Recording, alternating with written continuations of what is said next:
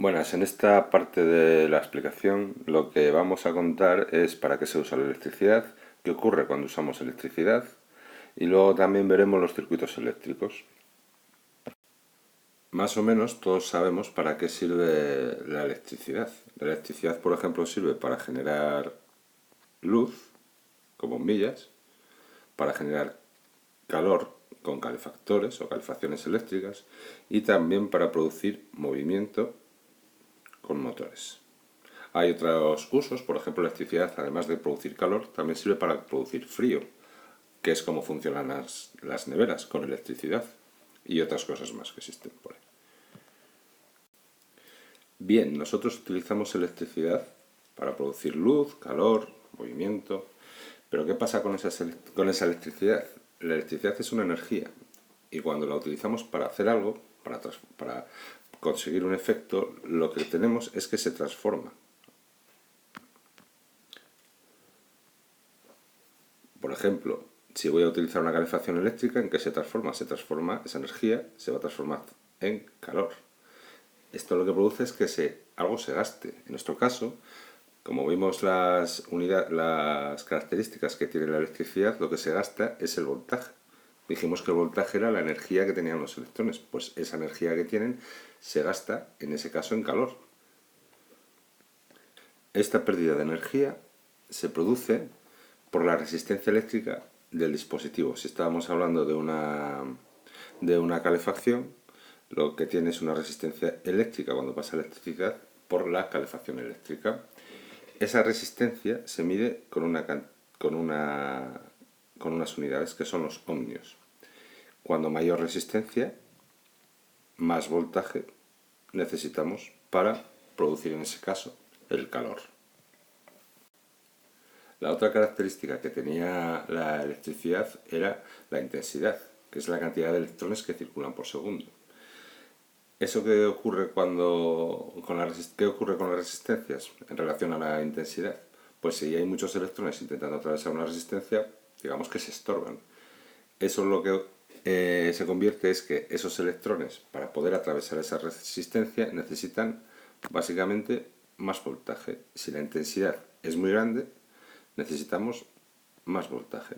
Si la intensidad es pequeña, el voltaje tiene que ser pequeño. Esta fórmula es la que relaciona el voltaje con la intensidad y la resistencia. Y lo que nos dice es qué voltaje tiene que tener una corriente eléctrica para atravesar una resistencia con una intensidad concreta. Por ejemplo, el ejemplo que vemos aquí abajo es que si la intensidad tiene 0,5 amperios y la resistencia es de 100 ohmios, el resultado es que necesitamos un voltaje de 50 voltios. Es decir, los electrones que circulan por mi circuito necesitan una energía de 50 voltios para poder atravesar esa resistencia y producir el efecto que se necesita. En estas diapositivas vamos a ver los diferentes símbolos que se utilizan en circuitos eléctricos. Por ejemplo, esto de aquí marca lo que es una pila, que nos va a dar un voltaje y una intensidad en un circuito eléctrico, y esto es una batería. La diferencia entre uno y otro es que la batería se puede recargar. Para representar una resistencia vamos a utilizar sobre todo ese símbolo de ahí. Esto de aquí representa una bombilla. Recordad que los dispositivos lo que tienen realmente, o lo que utilizamos para nuestros intereses en los circuitos, es porque tienen resistencia. Se produce una resistencia cuando pasa al paso de la electricidad. Pero bueno, cada dispositivo tiene su símbolo para poder utilizarlo en los circuitos eléctricos. Esto es un zumbador, es algo que cuando pasa corriente hace sonido. Este tipo de dispositivo es un diodo que lo que hace es que deja pasar la electricidad en un sentido, en este, pero en este sentido no deja pasar la electricidad. Este otro tipo de diodo es igual, pero estos además emiten luz. Son los famosos LED o bombillas LED que conocemos ya porque se utilizan en muchas casas. Con este otro símbolo lo que representamos es un motor eléctrico para producir movimiento por el paso de la corriente eléctrica.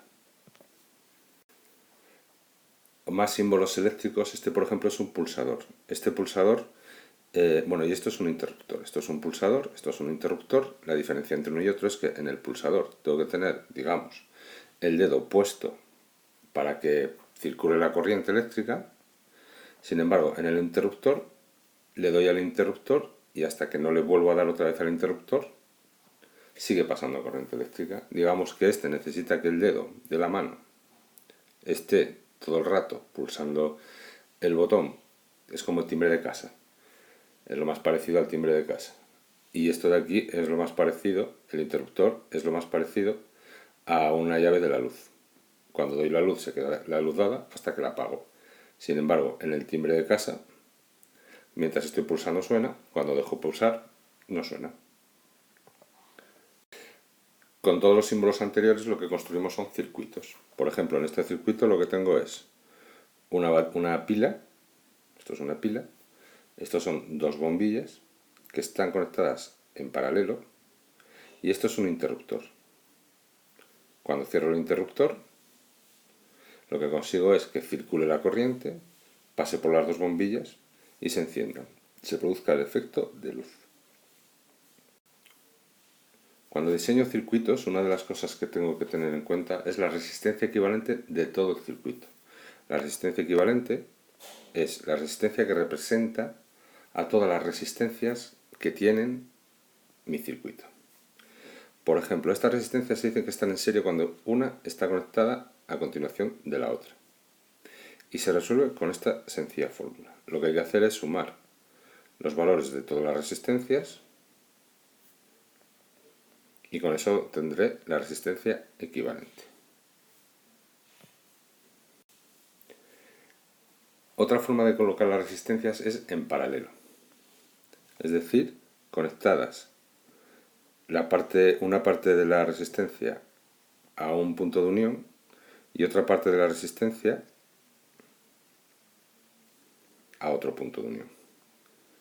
De tal manera que la corriente cuando pasa por aquí se divide en tres y vuelve a salir por aquí cuando se junta. ¿Cómo se calcula la resistencia que equivale a todas esas tres que tenemos ahí? Pues utilizando esta fórmula.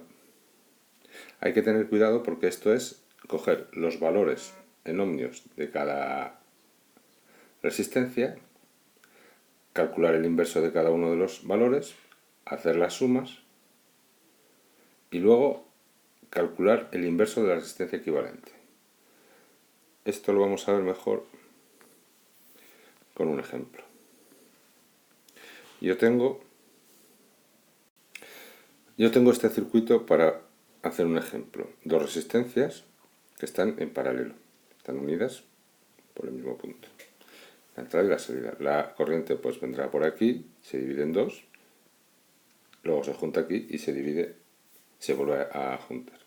Y lo que quiero calcular es la resistencia equivalente. ¿Qué resistencia me sustituiría a estas dos haciendo las operaciones oportunas? La ecuación que tengo que utilizar será esta de aquí. Es decir, el inverso de la resistencia A partido por más el inverso de la resistencia B es igual al inverso de la resistencia equivalente. ¿Cómo calculamos eso? Pues 1 dividido por un ohmio más 1 partido por un ohmio. Esto es igual a 1 partido por 1 más 1 partido por 1 es igual a 2. Pero la resistencia equivalente no es 2. La resistencia equivalente es 1 partido de la resistencia equivalente es igual a 2.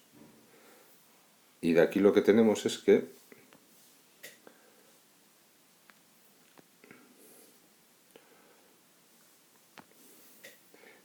la resistencia equivalente es igual a un medio, despejando, es decir, 0,5 ohmios. Bien, los circuitos eléctricos suelen ser un poco más complejos. ¿Cómo se resuelve un circuito eléctrico como este? Pues primero tengo que calcular la resistencia equivalente de estas dos resistencias. Eso se va a transformar en un circuito donde habría dos resistencias que están en serie, una a continuación de la otra. Entonces, el cálculo de estas dos resistencias en serie nos dejaría una única resistencia, que sería la que tendríamos que utilizar para calcular el voltaje que necesitamos en esta pila y que funcione todo el circuito. Otra cosa que es conveniente entender es cómo funcionan las pilas o las baterías cuando las pongo en serie o las pongo en paralelo.